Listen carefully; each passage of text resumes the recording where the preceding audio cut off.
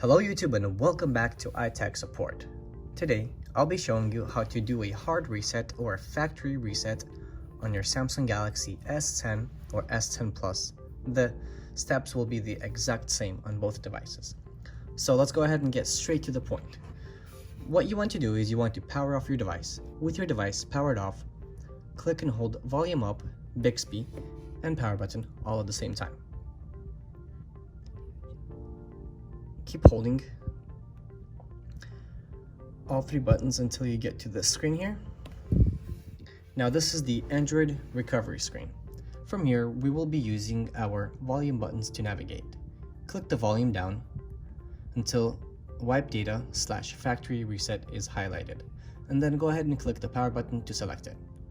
Now once again, volume down to highlight factory data reset and the power button to select it. Now the whole wiping process will complete. After that's completed, go ahead and click the power button and your device will reboot with all of the data and as well as the passcode wiped.